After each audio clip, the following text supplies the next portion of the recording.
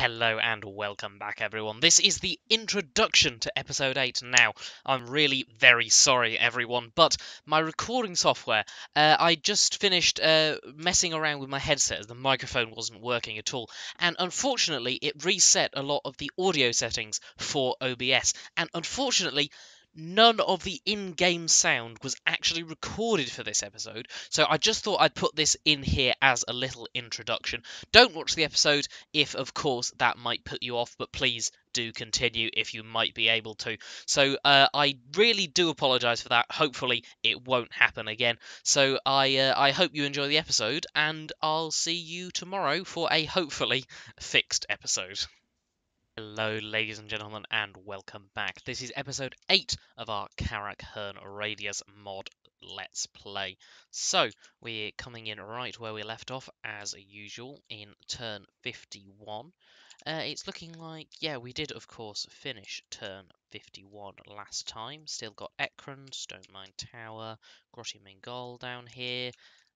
Gashnag, the Black Prince, is over here. Not at war with the top knots, so not having to worry about any expansion there. Lucchini took out the border princes, apart from the one province they still own, which is Zarak-Zil in the vaults. What else have we got? Empire, still at war with them. Looks like they're attempting to take Null from Wissenland. Is Wissenland's army still... Yeah, Wissenland's army is still just wandering around Sylvania for no particular reason. So yes, that's going to be the end of this. Last turn we did Grombrindle. Where is he? He's in here in Dokkaraz. Grombrindle managed to take out the army that was attacking him. I have a feeling that possibly one of these armies is going to push out and fight Grombrindle, but hopefully this army of Barak-Var will be able to come in and help us, really. Okay, so that's going to be the end of this turn. Let's see, just before we end it, what have we got in our Book of Grudges?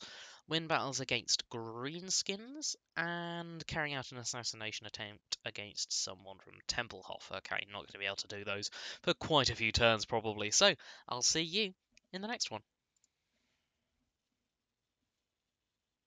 And so we're here in the end turn, and Grimgor has pushed out against Aldin Skolson. So, I mean, we can't really get away with declining an attack, so we're going to have to go in. It's not going to be pretty. He's got a very large and expensive army. Not massively favourable terrain. I don't imagine we'll be taking control of Barak-Var's army, so they're just going to kind of do what they want, really. Okay, so I will see you on the battle map for this fight against Grimgor Ironhide. And so we are in here on the battle map, and it looks like, of course, we're not going to be able to take control of Barak-Var's army, although they are looking very fancy in those purple shielding. And what have we got here? We've got Dragon Company. So we haven't really been able to get any of the Radius units that were added in, as we've been maybe a little bit behind on our economy. But these are one of the units that are added by Radius, the Dragon Company, which appear to be using some Lord Helms.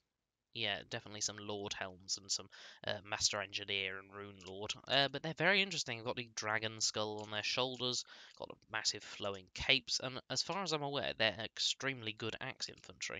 They don't have anything else like that. They've got just a set of dwarf warriors, a couple of miners, and a couple of ranged units, but mostly just warriors and miners in the front. So we're going to be starting the battle, since we don't have a chance to deploy, as we're just coming in from the side. Our small contingent of Karak Hirn's finest warriors that were other dwarves just a little bit ago. And it appears... Is that everything? Is our entire army here? Yes, our entire army is here. So what we're going to be doing is we're going to take control of all of them and give it a pause for a second here. So we'll be grabbing... what ranged units do we have? We have Ulthar's Raiders, Ekron Miners, and Corralers. We'll be putting them here in the very centre of the formation.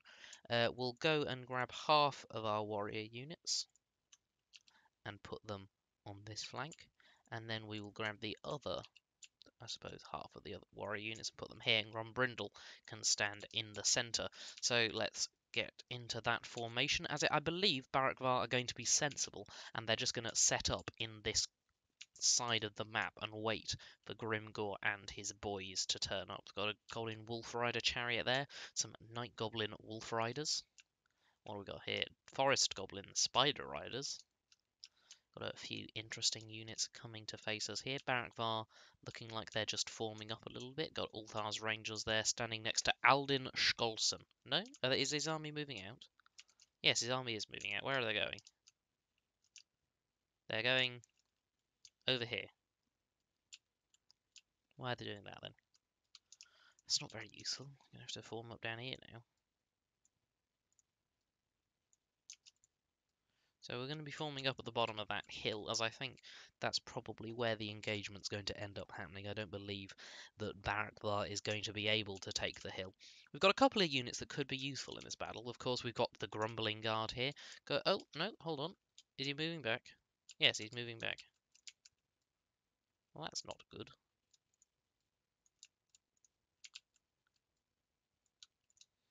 Need to move all our stuff back now. Come on, Grombrindle, don't go out there. Oh, I see, he's forming up a little bit. He's putting his Dragon Company in the front of his army. Very, very nice. Some Dwarf Warriors with great weapons there. Looking mighty fancy. Miners, yep. Okay, so let's reform a little bit. Ranged units in the centre. Grombrindle in the centre. On the left flank. And on the right flank. So we're just gonna hopefully Barakvar don't move from this position. There's Grimgor Ironhide himself. Got a little bit distracted there. He's so cool. So hopefully Barakvar will hold this position and not rush out against the enemy. And maybe taking this defensive battle on top of the hill, we might be able to come out on top. I'll probably end up getting Grombrindle to duel Grimgor. It might not go well, but maybe if we can get some support from some of our other units, it might go well. Okay. So the Orc Biggins are on this left flank, whereas they've got more of a Goblin presence on this right-hand side, with their Night Goblin Wolf Riders and the Morgrib's Mangy Marauders. Looks like the AI is trying to get them into flank, but obviously they can't flank as the map border is right here.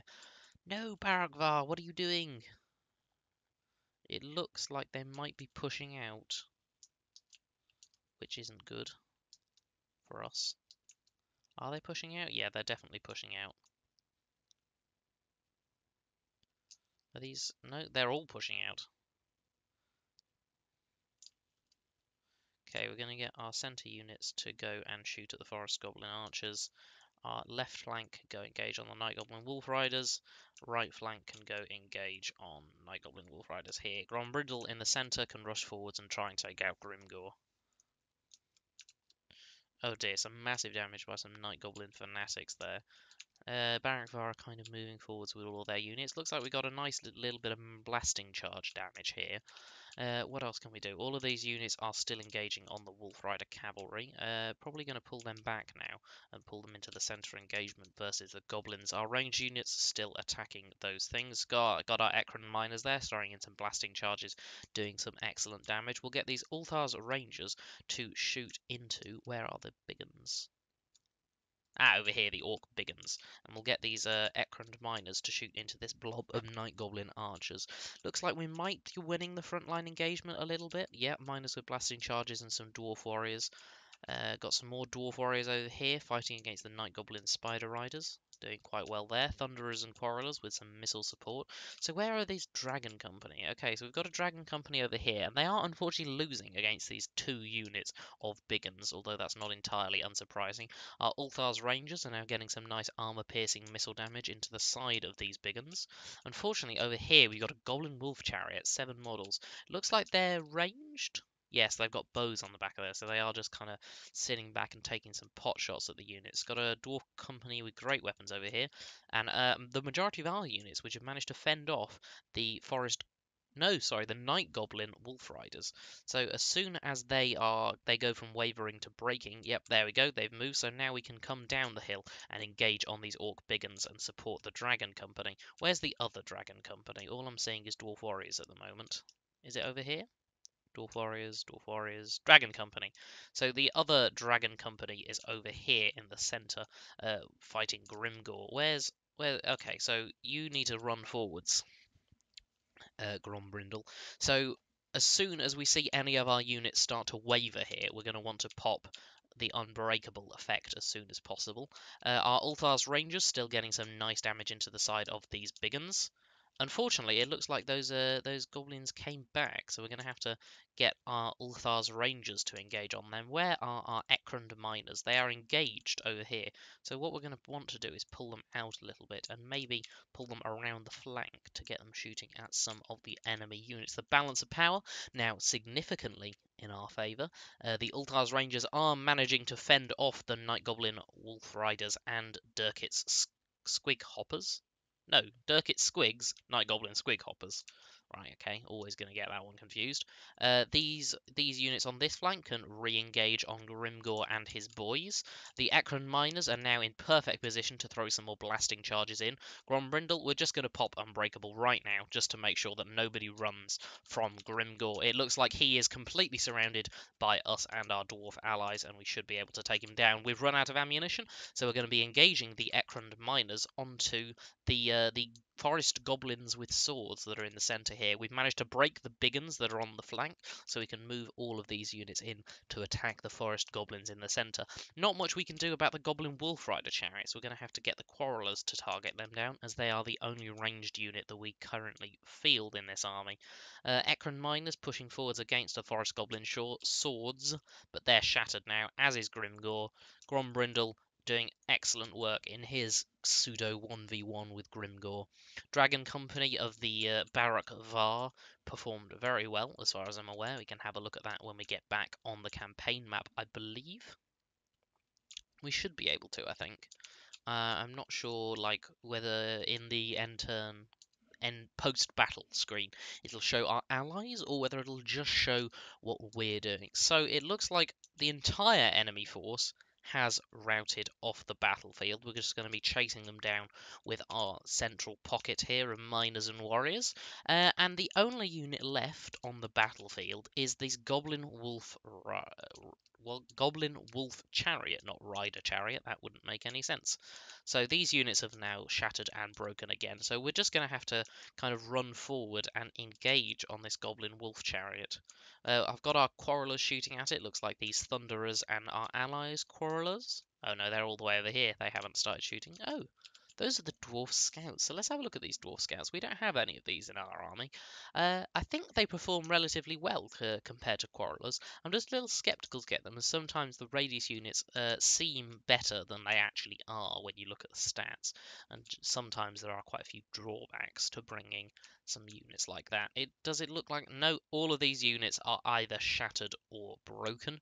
And so as soon as this Goblin Wolf Chariot routes off, then we will have won the day and defended, what's it called, Aldin Skolson from the Grimgor and his War. And hopefully then we'll be able to push out with Auric's army and take Barak Var back for our dwarven kin. We're probably going to try and take it for ourselves just to give us that little bit more of an advantage. It depends whether this army is in any position to go and attack the settlement itself. So it looks like these goblin wolf chariots are just going to be riding around and doing a little bit of damage to us. So that's going to be the end of this battle.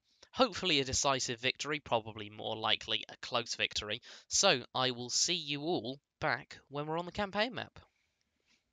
And we're here back on the campaign map. A close victory for Barakvar and ourselves. 158 gold gained from the loot. And it looks like Grimgor, so many units of his completely wiped, and a reasonable amount of the ones that are remaining on a low HP. We could get 1,260 gold into the treasury.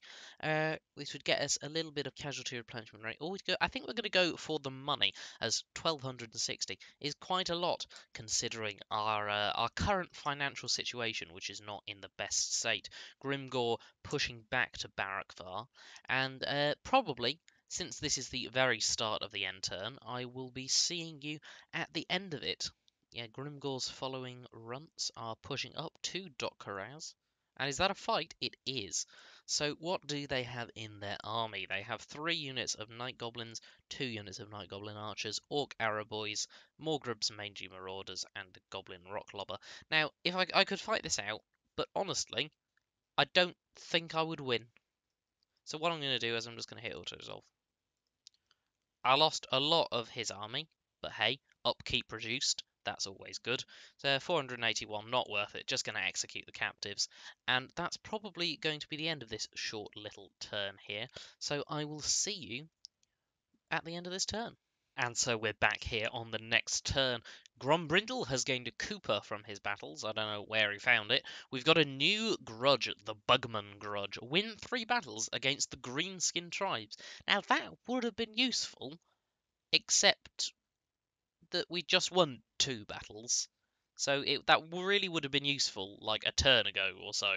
But hey, let's get a little bit of money for ourselves. Brindle has got Hide Striker, defeated Grimgor Ironhide, which gives him plus 15 to armor piercing damage. He also gained another trait for, yes, he got Orc's Bane, so he's achieved victory over Greenskins multiple times, which gives him and his army plus 4 to leadership when they're fighting against the Greenskin tribes. So where is that Grimgor in there? That is Grimgor in there with his very, very small army. So we can actually go right now with Alric and start sieging that. We've not got a huge amount of leftover money, so we can't really start to give Thorgrim his army. But what we can do, since we've got the money for it, is we can upgrade to the Foundry. So what we're actually going to do is, I know I just recruited these, but we're going to get rid of these Longbeard units, and the remaining few units that are in Grombrindle's army, we're going to get rid of a couple of them as well.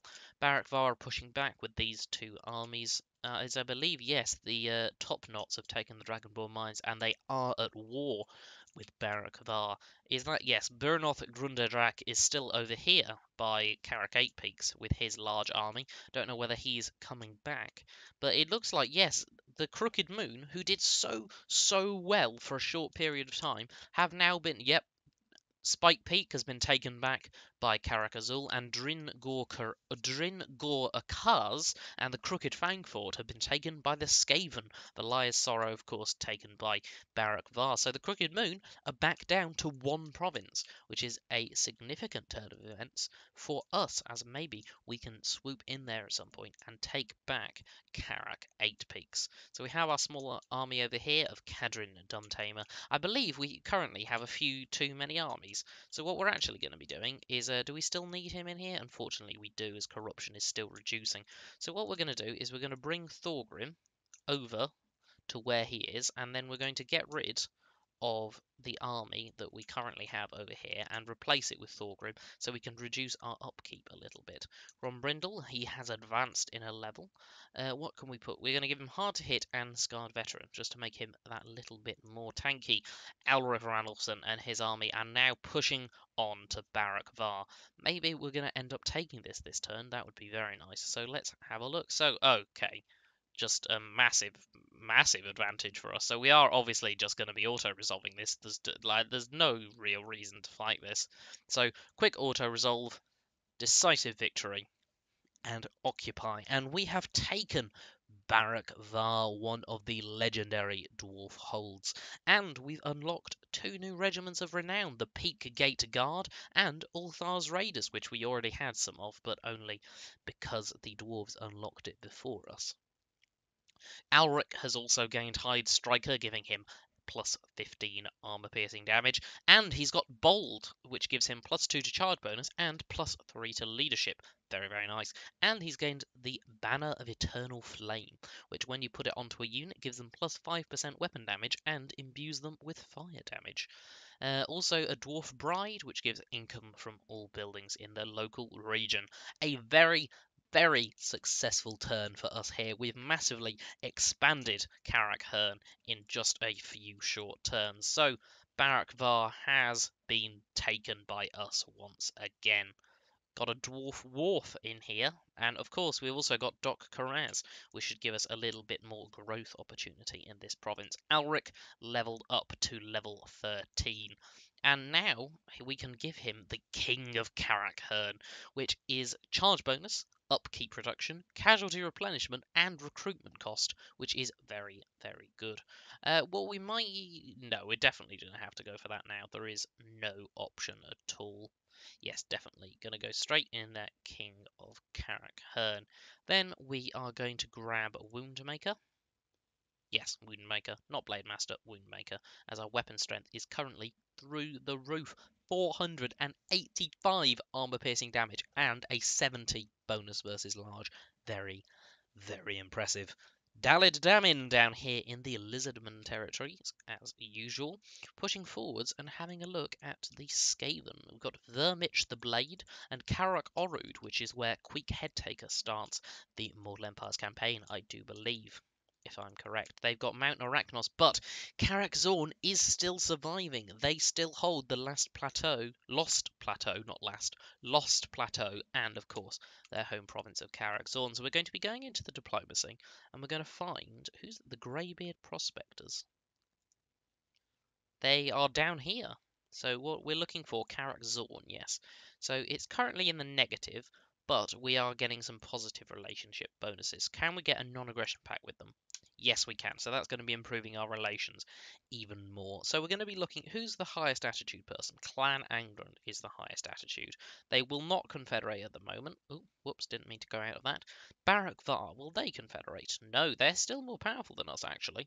Quite impressive, really, considering how much they just lost and how much we managed to regain from their losses. Oh, it looks like Belagar has pushed and taken Karag Dron from Grimgor. Grimgor and the goblins down here in the Crooked Moon are suffering significantly from the onslaught of the renewed Dwarven realms. So probably what we're going to want to be doing now is we're going to move Grombrindle into Barak Var next turn, and we're going to push Alric out, and we're going to see if we can take Karak 8 Peaks for ourselves, or if it looks like Brynolf Grundadrak is going to take it, then maybe we can push up and take Black Crag for ourselves.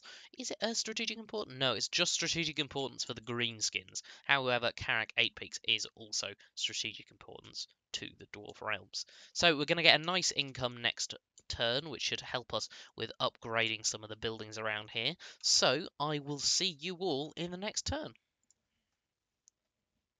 And so we are here in the end turn, and we just made a military access agreement with Wissenland. They offered us a little bit of cash, and obviously they want to move through our land, so we're obviously going to be accepting that. They are our ally, and they are offering some gold as well.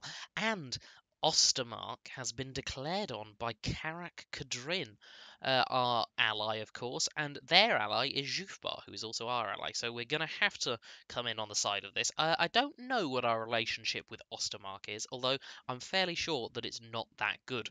Jufbar here wanting an agreement. Let's have a look what they want. They want military access, and they want us to pay 100. I think we can afford to pay 100, so we'll just be accepting that. Now moving through the Bretonnian Realms turns, and we're still reasonably early in on the end turn, so I will see you all at the end of it. And so we are here in the end turn, and we've been issued a new grudge. The Urki Breaker grudge, carrying out a successful assassination attempt against a character belonging to Grimgor's War.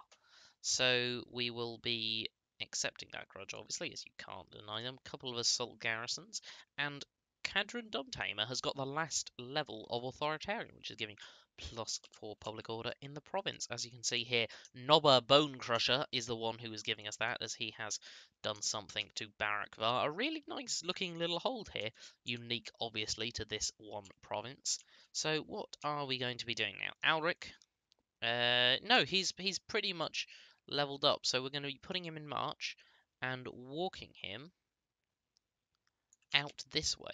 See if we can maybe take us Karak 8 Peaks, or better yet, both Karak 8 Peaks and Black Crag. So Grombrindle is going to be pushing into Barak Var as per. Doc Karaz we're going to be building a barley field here first, as we're wanting a little bit of growth in this province, which, I mean, we've already got a reasonable amount because of the Dwarf Wharf, but we obviously would like a little bit more. Karak Hirn, finish the Dwarf Tinkerer's Shop, upgrade that to a Toolmaker's Workshop. 1 turn left on the Mountain's Horn, which is, oh, it's so cool. I'm really looking forward to seeing that. Does Barak Var have a unique... Yes, it does. Sea Engineers Guild.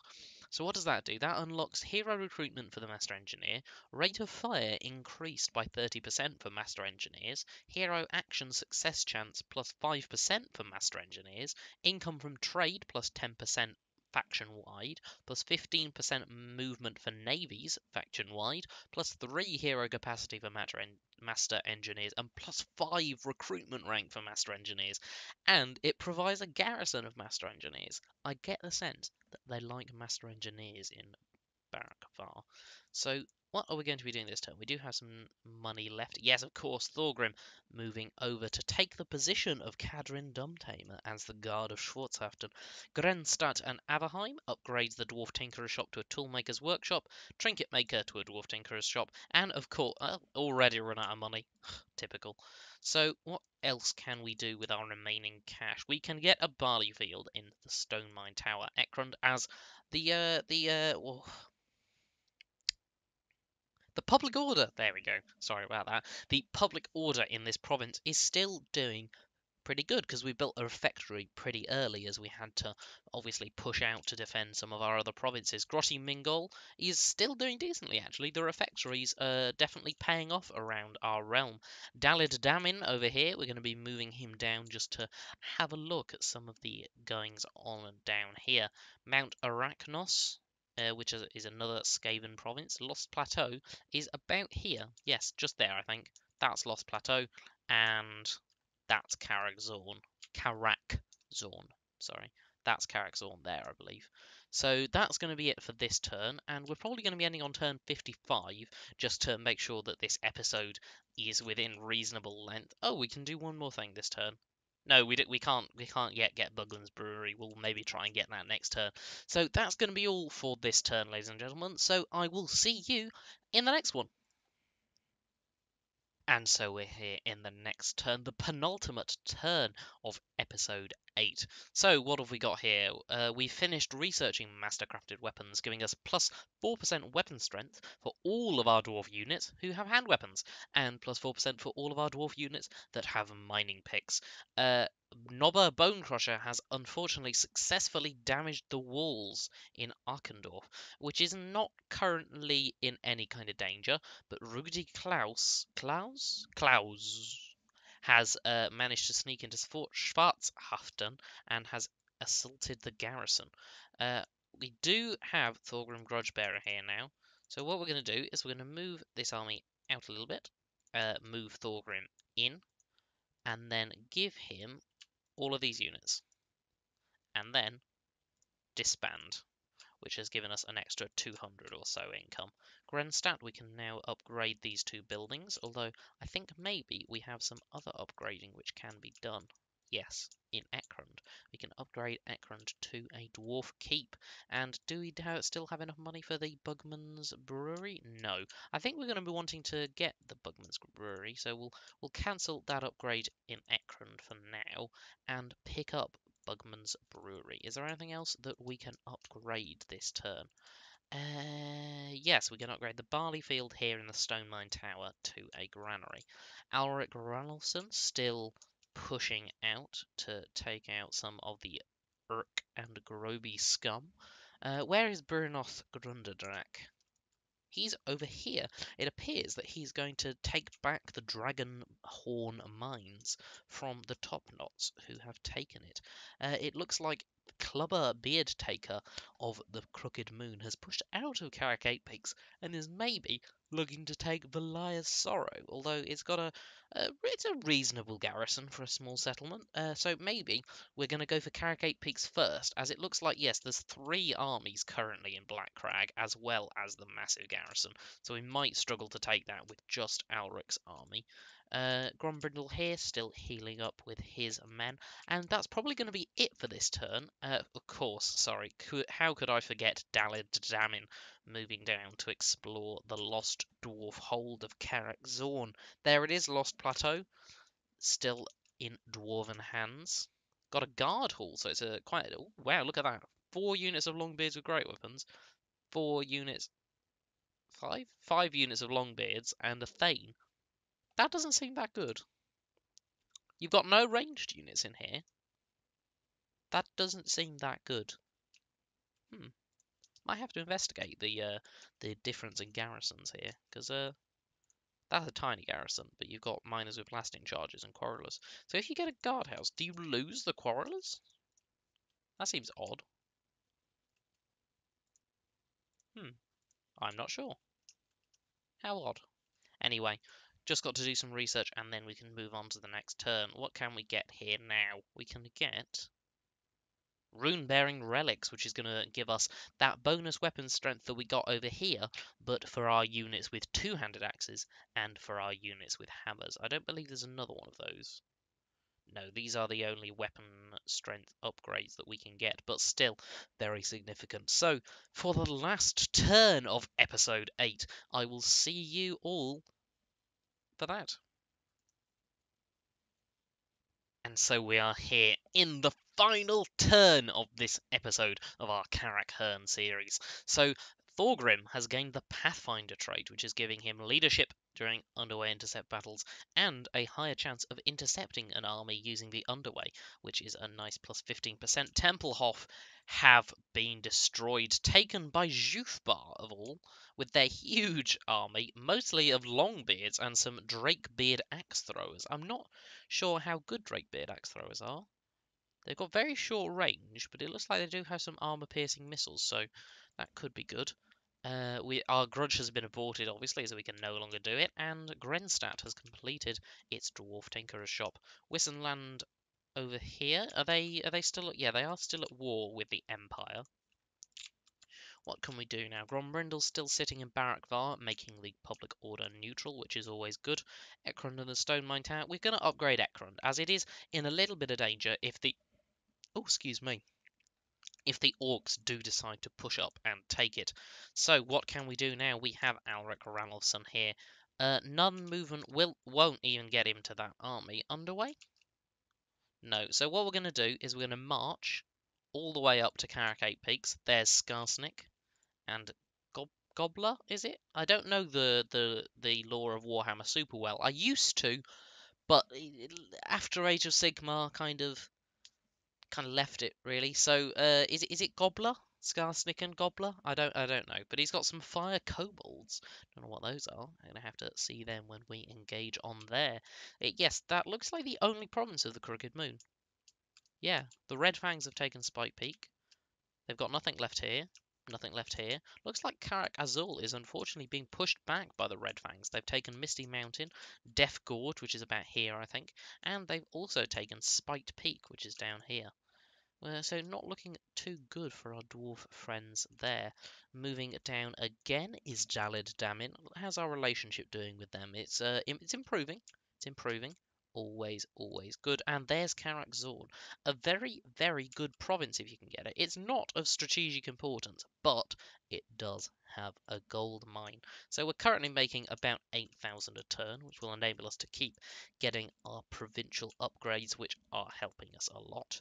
We can now upgrade the Stonebread Bakery here, but we're not really going to want to be doing that. We'll leave that as that for now. Grenstadt, we can upgrade these buildings here. Some more growth and some more money. And let's just have a quick look at Jufbar and Karak Kudrin. Jufbar could be convinced to go for a confederation. Karak Kudrin could not. We can get a trade agreement and military access, which should hopefully buff up our relationship with them. So let's just give it a try. Let's say yes to a confederation with Jufbar. Let's see if they say yes. Oh, they've rejected it, but our opinion is still going up, so maybe they'll end up accepting that a little bit later. Not anything else to do in this turn, so thank you very much for watching, ladies and gentlemen, and I will see you tomorrow for the next episode of our Karak Hirn Let's Play. Thanks for watching.